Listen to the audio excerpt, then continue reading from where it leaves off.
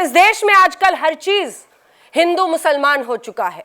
गाय भी हिंदू मुसलमान हो गई। इसके साथ ही पढ़ाई में भी कभी मदरसे का जिक्र आया, कभी स्कूल का जिक्र आया, सरकारों की बात हुई, नेताओं की बात हुई, उसके आगे बढ़ते हुए आतंकवाद भी, कोर्ट केस भी, हर चीज इस देश में हिंदू मुसलमान हो चुका है। और इन सब के बीच सवाल यह कि क्या अब यह साबित करने की कोशिश हो रही है कि आतंक का भी मजहब होता है। दोनों ही तरफ आपको ऐसे लोग दिखाई देंगे जो एक्सट्रीम पर खड़े हैं, जो आपको यह बताएंगे कि हां मजहब होता है और यह है मजहब, यह मजहब नहीं है, यह मजहब है और यह नहीं है। अपनी अपनी सहूलियत, क्योंकि अपना अपना वोट बैंक, और क्या उसी दलदल में हम सभी फंसते जा रहे हैं। इसी विषय पर हम करेंगे चर्चा। ये जो हिंदू मुस्लिम लगा रखा है, इससे आगे भी देश में कुछ रखा है। इसीलिए आपका परिचय उन खास मेहमानों से करा देते हैं जो मोर्चा संभालेंगे अपनी अपनी पार्टी की तरफ से। सबसे प्रबल प्रवक्ताओं को हमने बुलाया है। सुधांशु त्रिवेदी, राष्ट्रीय प्रवक्ता, भारतीय जनता पार्टी। असदुद्दीन ओवैसी, अध्यक्ष AIMIM, तालियों के साथ स्वागत कीजिए उनका। ओवैसी साहब, वैसे आपका नाम सुन के यहाँ पर जो युवा थे काफी उत्साहित हो गए थे। हर कोई आपसे सवाल आज पूछना चाहता है। चलिए, सवालों की बौछार आपके लिए भी होगी। पवन खेड़ा जी हमारे साथ कांग्रेस पार्टी की तरफ से जुड़े हैं, तालियों के साथ उनका भी स्वागत कीजिए। जो हमने नाम आज रखा है सुधांशु त्रिवेदी जी, उसी के साथ सवाल की मैं शुरुआत करती हूँ। यही साबित करने निकले थे ना आप, आपकी पार्टी, आपकी सरकार, कि हिंदू आतंकी नहीं होते। और अब आपको लग रहा है कि मक्का मस्जिद में जो धमाके में असीमानंद को या अन्य आरोपियों को छोड़ा गया है, उससे यह साबित हो गया है कि भगवा आतंकवाद की कांग्रेस की थ्योरी जो हमने सुशील कुमार शिंदे की सुनाई, वो ध्वस्त हो गई। राहुल गांधी माफी मांगे, हमने साबित कर दिया हिंदू आतंकी हो ही नहीं सकता। देखिए, कौन एक मजहब के नजरिए से देखना चाहता है उसका मैं उदाहरण देता हूं। मालेगांव ब्लास्ट में हमारी सरकार ने आने के बाद 9 मुस्लिम युवकों को पर्याप्त सबूत न होने पे छोड़ा तो वो मासूम थे। मायाबेन कोडनानी छूट गई तो वो साजिश थी। यदि हमने ये तय किया कि कश्मीर में जो नाबालिग लड़के 14, 15, 16 साल के पहली बार जिन्होंने पत्थर फेंका, उनके ऊपर केसेस छोड़ दिए जाएं, उनको माफी दे दी जाए, तो वो सही बात है, वो मासूम थे। असीमानंद अगर केस के बगैर छूट गए तो साहब वो साजिश थी। ये एक तरफा नजरिया क्यों है? यहां से ही शुरुआत होती है मजहब के नजरिए की। और मैं पूछना चाहता हूं, कांग्रेस पार्टी टाडा लाई थी, मैं पोटा की बात नहीं कर रहा हूं, टाडा लाई भी कांग्रेस और हटाया भी कांग्रेस। किस बेस पे? साहब, इसमें मुस्लिम्स का नाम बहुत आ रहा है। पोटा क्यों हटाया गया? कि मुस्लिम्स का नाम आ रहा है। भाई, अब आतंकवाद में बीच में क्यों लाते हैं धर्म? दूसरी बात, हमने कभी नहीं कहा किसी धर्म के नाम पे कि यह इस्लामिक आतंकवाद है। अगर हिंदू आतंकवाद शब्द प्रयोग किया तो भारत के गृह मंत्री हाफिज सईद ने, और एक और बड़ी मजेदार बात बताऊं, हाफिज सईद ने शाबाशी दी भारत के गृह मंत्री को। ऐसा भारत के इतिहास में पहली बार हुआ। ये तथाकथित भगवा आतंकवाद के केस जानते हैं, विश्व के इतिहास में इन्वेस्टिगेशन के अप्रतिम उदाहरण है कि एक बार इन्वेस्टिगेशन एजेंसी एक दिशा में जा रही, समझौता एक्सप्रेस, कि ये पाकिस्तान का हाथ है। आज भी अंतरराष्ट्रीय एजेंसी कहती है पाकिस्तान का हाथ है। आरिफ कसमानी को टेरर फंडिंग का दोषी माना जा रहा है।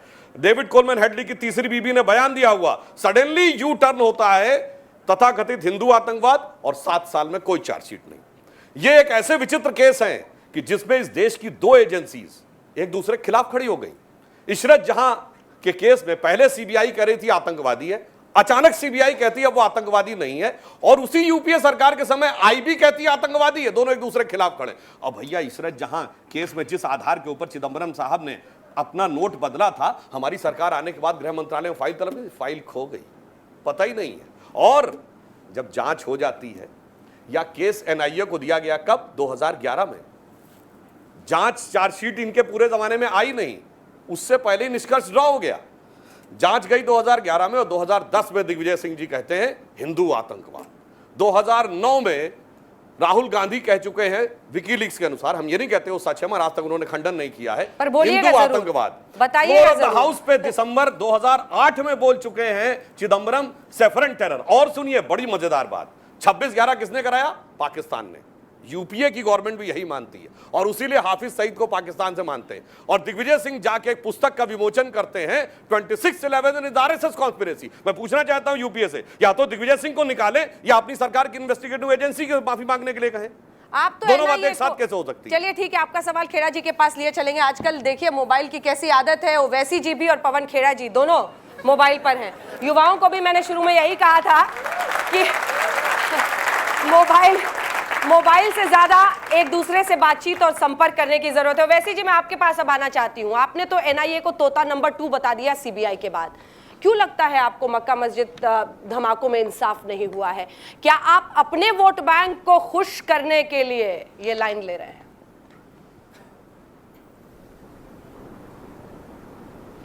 देखिए, मैं सुधांशु जी का जवाब ज़रूर दूंगा और आपके सवाल का भी जवाब दूंगा, क्योंकि सुधांशु जी अक्सर शेर शायरी करते रहते हैं।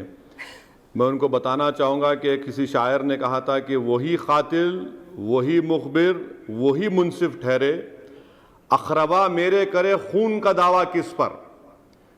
सुधांशु जी ने कहा कि मालेगांव का जिक्र किया, वो फिर से गलत कह रहे हैं। मालेगांव में उन 5 मुसलमान बच्चों को बेल कब मिली? जब असीमानंद ने कन्फेशन मजिस्ट्रेट के सामने दिया और फिर कोर्ट ने उनको डिस्चार्ज कर दिया। अभी भी केस चल रहा है उन लोगों के ऊपर जिनका सुधांशु जी को तकलीफ होती है उनका नाम लेने पर।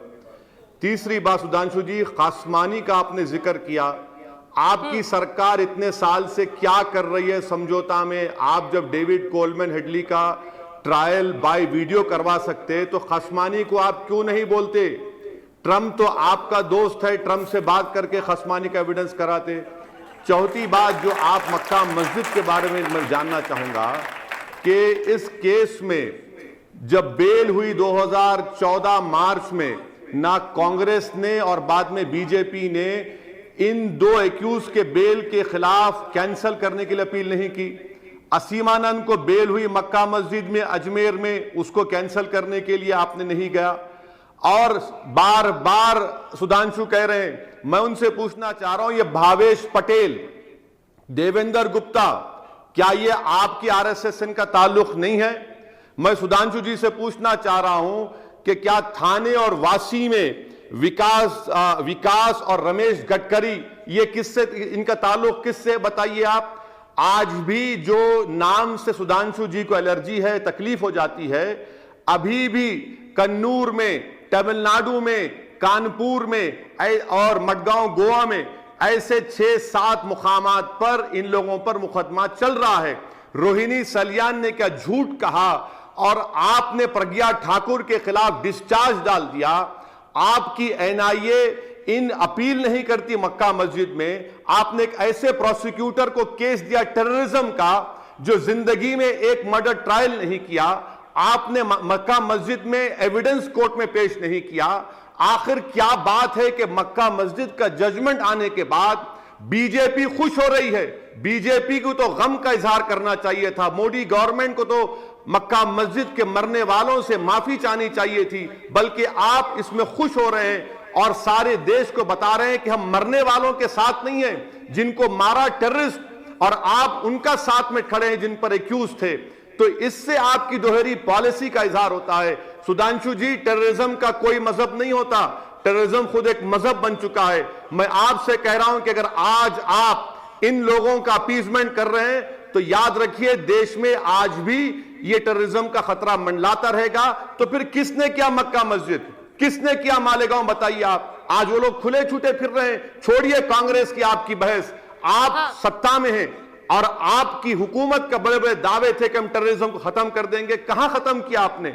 आप तो उन लोगों के साथ खड़े हैं जिन पर इल्जाम लगाया गया था। मेरे सवाल तक पहुंचे नहीं सवाल। मैं उनको, देखिए वो क्यों नहीं पहुंचे उसका भी रीजन बताता हूं। क्या सवाल था आपका, फिर से बताइए सर। वही पुराना सवाल है सर। एक मिनट आपने आपका, मैं भागने वाला नहीं हूं। वैसे साहब वही पुराना सवाल है सर, इनका वोट बैंक और एक आपका वाला।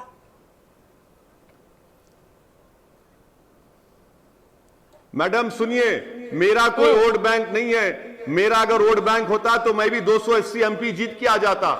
ये वोट बैंक तो इनका है जो बड़े बड़े दावे किए थे। आप इनसे पूछिए ना, इनका वोट बैंक पर केटर कर रहे हैं। मक्का मस्जिद के मरने वालों के साथ सुधांशु, ना उनकी पार्टी, ना उनकी हमारी सरकार खड़ी हुई है, बल्कि जो एक्यूज डिस्चार्ज हुए, मैं फिर से कह रहा हूं, देवेंद्र गुप्ता, ये भावेश पटेल, ये कौन लोग हैं? क्या इनके ऊपर कन्विक्शन नहीं हुआ? क्या सुधांशु कह रहे हैं कि कानपुर में किसके घर में बॉम्ब बना रहे थे जो लोग वहां बॉम्ब ब्लास्ट हुआ, कन्नूर में हुआ, तमिलनाडु में हुआ। यही तो कह रहा हूं कि वोट बैंक कांग्रेस और बीजेपी कर रही है, मगर अक्सर ये देखने में आया कि अब एक्यूज भी मुसलमान होते हैं और विक्टिम तो अजमेर में, मक्का मस्जिद में, मालेगांव में मुसलमान थे। तो इन दोनों पार्टियों से पूछिए कि भैया आप अपनी वोट बैंक के लिए हमको क्यों बलि का बकरा बना रहे हैं? ये शेर देखिए बात नहीं, अब आप जवाब दीजिए। जो सवाल उन्होंने उठाया बहुत बड़ा है।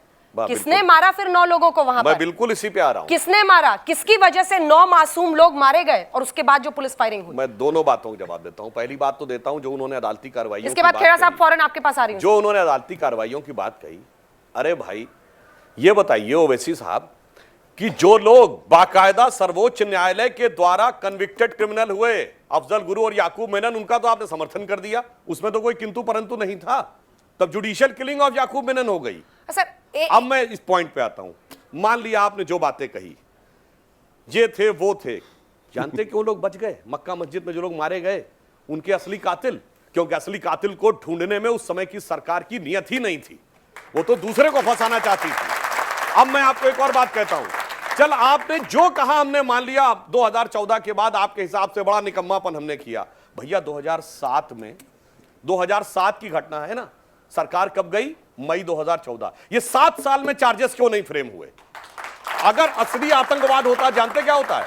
26/11 अजमल आमिर कसाब ने किया, दिसंबर 2009 में केस रजिस्टर हुआ, 2010 में प्रोसीडिंग शुरू हुई और कांग्रेस छाती ठोक के कहती है 2013 में फांसी चढ़ा दिया। भैया वहां तो 3 साल में फांसी चढ़ गए और यहां 7 साल में चार्जेस नहीं फ्रेम हुए। और चार्जेस भी सुनिए, असीमानंद के का चार्ज क्या था कि एक मैगजीन ने, मैगजीन का नाम नहीं लेना चाहता, वो जेल में जाके उनसे इंटरव्यू ले आई। पहली बात तो आतंकवाद के आरोपी के पास जेल में पहुंच कैसे गए, इंटरव्यू ले कैसे लिया, और इंटरव्यू में बोला गया सेंटेंस कन्फेशनल स्टेटमेंट हो गया, यानी स्वीकारोक्ति हो गई। इतना गजब का जो काम करते हैं। तो मैं आखिर में एक पंक्ति कहूंगा, जैसे इन्होंने कहा ना कि वो एक शेर बोला था, तो मैं भी कहूंगा वो दिमाग से नहीं दिल से देखना चाहते हैं, जो नजर में है उसको देखना ही नहीं चाहते। जो दिल से देखता है तू है बस वही दुनिया, वो संगो खिश्त नहीं जो तेरी निगाह में है। इसलिए मैं कहूंगा दिल से बाहर निकल के निगाह दे। पवन खेड़ा जी उतर जाइए मैदान में और बताइए कि क्यों 7 साल तक लटका के रखा था? आजकल मंदिर बहुत जा रहे हैं राहुल गांधी। मैं आपके प्रश्न से शुरू करता हूं। आपके प्रश्न से शुरू करता हूं कि क्या आतंकवाद का रंग होता?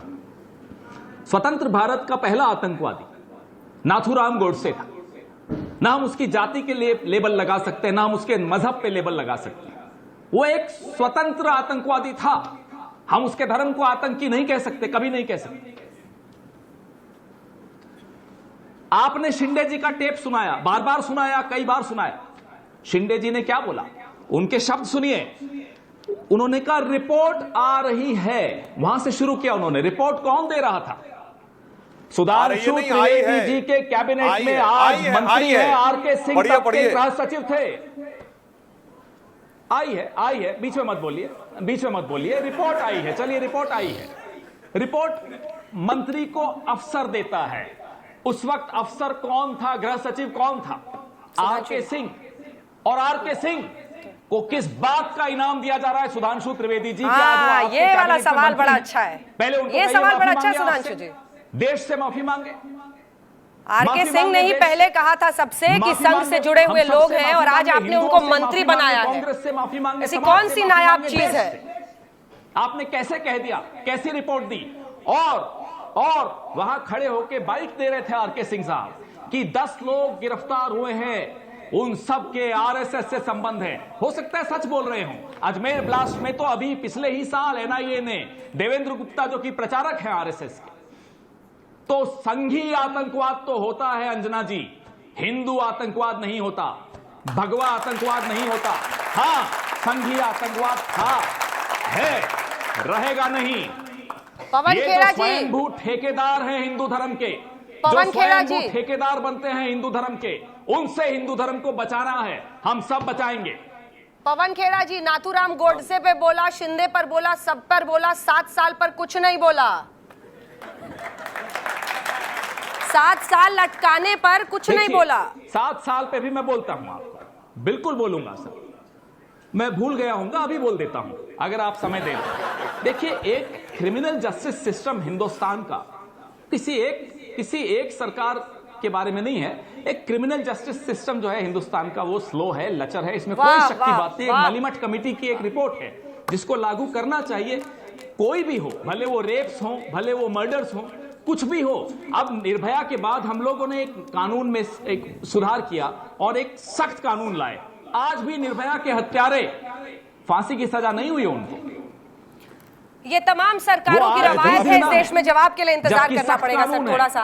उनको सजा हो चुकी है।